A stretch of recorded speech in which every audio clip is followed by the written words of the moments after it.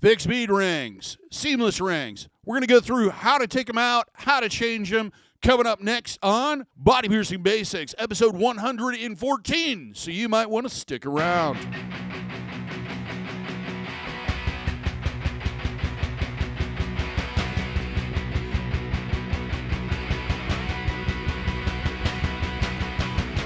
For those that are new to the channel, first off, welcome to the channel. Hope you're finding these videos edifying, enjoyable, entertaining, what have you. But you may not quite know who I am. My name is DaVo. I'm a professional body piercer and have been since 1994. I own and operate the Axiom Body Piercing Studio located right here in Des Moines, Iowa, inside the Skin Kitchen Tattoo. So, when I talk to you about these things, I talk to you with a level of expertise that comes from being in the body piercing industry for well over 27 years.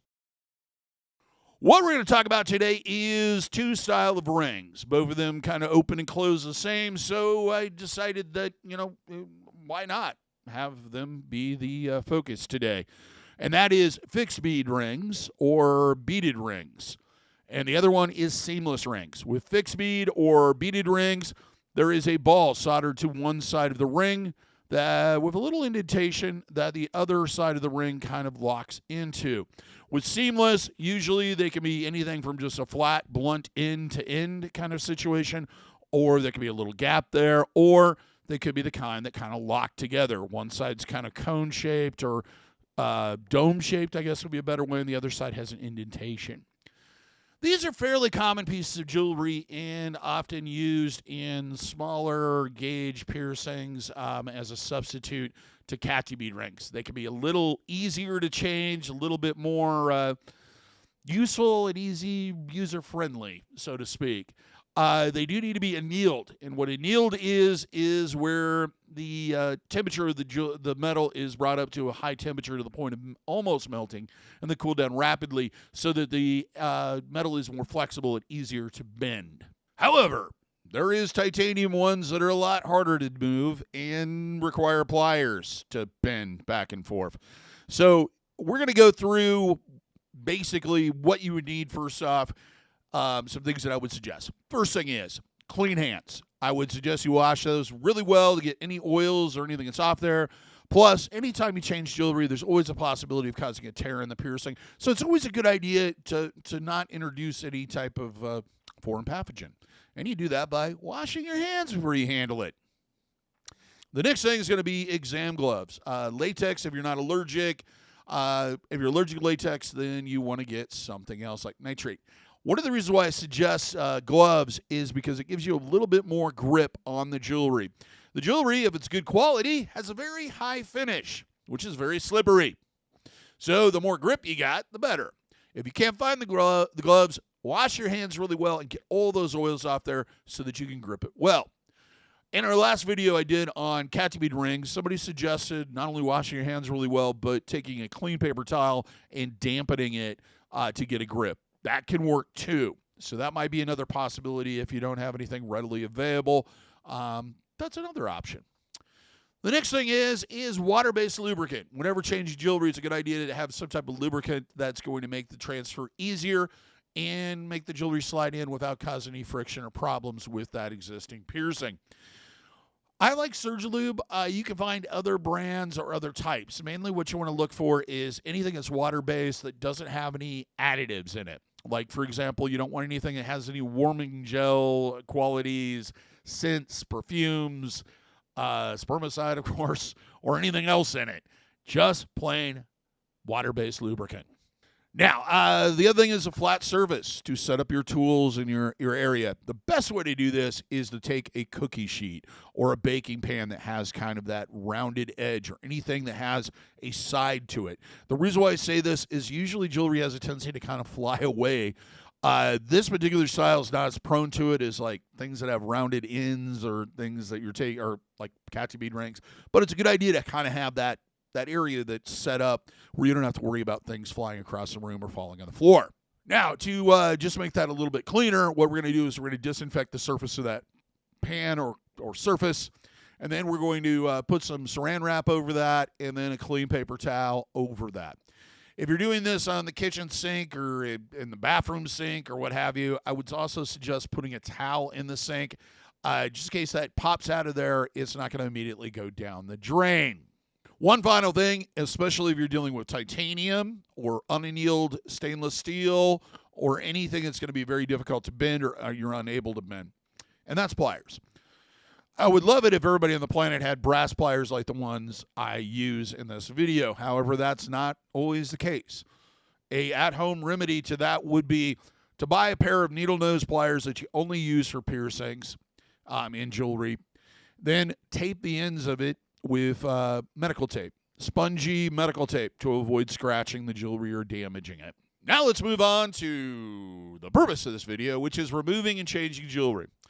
Now we're going to start off with a fixed bead. It's a little bit easier because you always know where that seam is or where that closure is. Basically, first thing you want to do is, in case you don't know, is find out whether or not you have a fixed bead ring or a captive bead ring. If you didn't watch the video last week, you may not know this, but captive bead rings usually are the segment of the ring is cut out and the bead or ball or what have you is held there by the tension of the ring. So when you grab that bead or ball and apply pressure, it will spin and rotate. With a fixed bead, it's soldered on one side. It's not going to rotate. So usually, by testing it and seeing if it spins, you can determine that you have a fixed bead ring. So now that you know what type of jewelry you have, let's move on to getting it out of there. With the fixed bead, usually there's an indentation in that bead on the side that jewelry sits against. So slightly pull it apart, then bend it like a corkscrew, twisting in opposite directions. You never want to pull it directly apart. You just want to pull it slightly apart to get the end out of that ball. After that, rotate. Don't bend outward because it will be very difficult to get those two ends to match correctly again. Once you've done that, put a little lubricant on it, slide the jewelry out, and you've taken the jewelry out. Now you're ready for another piece. Well, at least the fixed bead part. Now let's move on to seamless. Seamless, basically the same thing except that closure. You need to find out where that seam's at. You'll notice it because usually if you run your finger along it, it will feel a little rough. Not like tremendously rough, but you'll be able to feel that kind of gap there, just slight as it is. Now, it's a good idea to kind of pull just slightly outward, just like you did with the fixed bead, and then rotate into a corkscrew the same way. One word of caution with seamless rings. It's always a good idea when you're wearing that jewelry in your piercings that you are aware of where that seam is at. That seam can always work its way into the piercing, which could cause issues, including the tissue growing into that seamed area. And you pretty much you might lose the piercing, it might close, or you may have to completely remove that jewelry by destroying it. So always keep in mind, you do want to kind of figure out where that seam's at on a regular basis. Now, how do you put them back in? Well, first off, lubricate the tip, insert it into the piercing. There should not be any pressure. They should slide in pretty easily. Once you've done that, just do the opposite of what you did before. With the fixed bead, bend it back so they match and let it kind of snap back into that hole. Seamless, same thing. Clean off the area with some warm water and soap, and you are set. You have changed your jewelry. Well, what about if you can't bend it? If you don't have the strength to do it because it's a large gauge, or it's not annealed, or it's made of titanium, or some material that's not easy to work with. Like I mentioned earlier, taking a pair of brand new pliers, I wouldn't suggest taking it, something that's greasy and rusty and et cetera, and using that. It's a good idea to just start out with a fresh pair. They're not that expensive. Then wrap the tips with medical tape. Kind of the cloth grippy type is usually best. A couple layers there to make sure that it's cushioned and it's not going to scratch the jewelry. Of course, if you're lucky and you have brass jeweler's pliers like I have, use them. So what you want to do is you want to grab one side of the jewelry with that set of pliers and then basically do that same motion where you're bending it into a corkscrew. Sometimes you have to use two pairs, so it's not a bad idea to have two pairs, especially if that material is very stiff. Usually I can do it with one in most cases. It's rare that I have to use a pair of them, but that's usually the best way. To close it, just reverse the action. Well, that's all I have to say about seamless rings and changing them and fixed bead rings and changing them. If you found this edifying, enjoyable, entertaining, what have you, give me a thumbs up. Let me know that you liked it because we like it when you like it. If you haven't subscribed, hit that subscription and click on that notification bell so that you're notified every single time we post something. If you like merch, you like swag, you like t-shirts, you like fanny packs, you like leggings, you like beach towels, check out our merch store. Link is in the description. There's also one of those merch bars down below. If you brought up any questions or you have any questions for me or would like to add to the conversation or have some hints that maybe I missed, go ahead and leave a comment. I usually answer them when I have time.